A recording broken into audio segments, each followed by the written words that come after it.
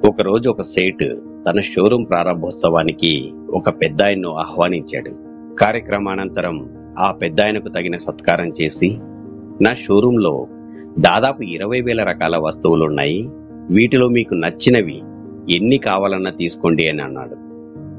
పెద్దాయన ఒక చిరునవ్వే నవ్వి, నిజానికి నాకు బ్రతకడానికి అత్యవసరం అనిపించే వస్తువు అయితే ఇక్కడ ఏది కనిపించట్లేదు. అయినా ఒక మనిషి సుఖంగా ఉండడానికి ఇన్ని వస్తువులు అవసరమంటారా? అసలు మనిషి తన జీవిత కాలంలోనైనా వీటన్నిటినీ వాడగలుగుతాడంటారా? నాకైతే చాలా ఆశ్చర్యంగా ఉంది మరి అన్నాడట. నిజమే కదా, ఎయిర్ ఫ్రెషనర్ లేని కాలంలో ఎంతమంది శ్వాస ఆగిపోయిందండి. ఫేస్ వాష్లు వాడకుంటే ఎవరైనా నల్లగా మారిపోతున్నారంటారా? హోమ్ థియేటర్ తెచ్చుకుని ఎంతమంది కళాకారులు అయ్యారో మరి. మృదువుగా, ఒత్తుగా, నల్లగా నిగనిగలాడి జుట్టున్న వాళ్ళంతా హెయిర్ కండిషనర్స్ వాడుతున్నట్లయినా డైనింగ్ టేబుల్ మీద భోజనం చేసేవారికి మోకాళ్ళ నొప్పులు రావట్లేదా? కొంచెం ఆలోచించండి. హ్యాండ్ వాష్లు లేకుండా ఎంతమంది తాతయ్యల కడుపులో పురుగులు పడ్డాయి చెప్పండి.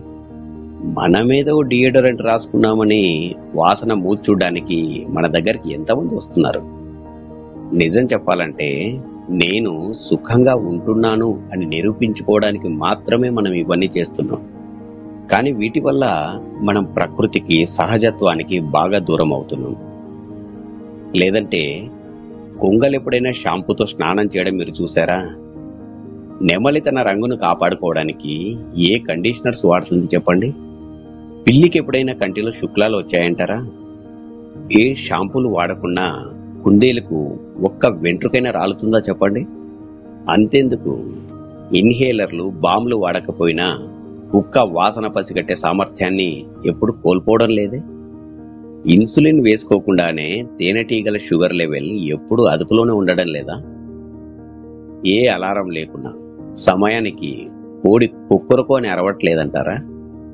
కానీ ఒక్క మనిషి మాత్రమే డబ్బులిచ్చి మరీ కష్టాలను, దుఃఖాలను కొని తెచ్చుకుంటాడు. కరెంటు పోతే ఒక చింత, ఇంటర్నెట్ బంద్ అయితే మరో చింత, మొబైల్ ఛార్జర్ పని చేయలేదని ఒకరు విసుక్కుంటే కేబుల్ టీవీ రాలేదని మరొకరు ఏడుస్తారు. మేకప్ సరిగా లేదని ఓ అమ్మ బెంగ పెట్టుకుంటే మ్యాచింగ్ డ్రెస్సే దొరకట్లేదని ఓ అమ్మాయి నిరాశ. ఎటు చూసిన ప్రపంచంలో చింత, దుఃఖం, భయం, నిరాశ, నిస్పృహలే కనిపిస్తున్నాయి. ఒక మనిషి 10 నిమిషాల్లో కనీసం ఓ 20 సార్లైనా అసంతృప్తికి, అశాంతికి, అసహనానికి గురవుతున్నాడనడంలో ఎటువంటి సందేహమూ లేదు. కానీ పచ్చడి మెతుకులు తిని ఆరు బయట చెట్టు కింద ఒక పేదవాడు హాయిగా నిద్రపోగలుగుతున్నాడు. అటువంటి వాడిని ఏడిపించాలంటే మాత్రం ఆ దేవుడు దిగి రావాల్సిందే. సుఖమన్నది వాస్తవానికి ప్రతి ఒక్కరి అంతరంగంలోనే దాగి ఉంది. అది ఆత్మ స్వధర్మం. మనల్ని మనం యథార్థంగా గుర్తించగలిగిన నాడు, ఎదుటివారిని మనలాగే చూడగలిగిన నాడు ఆ సుఖమెంతో దూరం లేదు.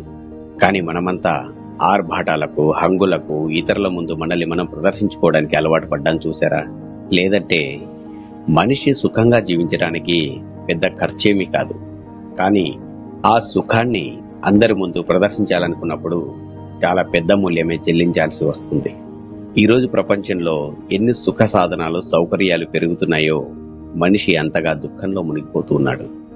ఒంటరితనంతో, నాన్నవారే లేక సత్సంబంధాలకు, వారి ప్రేమలకు దూరం అవుతున్నాడు. మీకిది యథార్థం అనిపిస్తే దయచేసి అందరినీ జాగృతం చేయండి. అనవసరమైన ఖర్చుల నుండి అందరినీ రక్షించండి. ఒక్క విషయం గుర్తుంచుకోండి, మీరు సుఖంగా ఉండడానికి ఖర్చు చేయండే కానీ ఆ సుఖాన్ని అందరి ముందు ప్రదర్శించడానికి కాదు.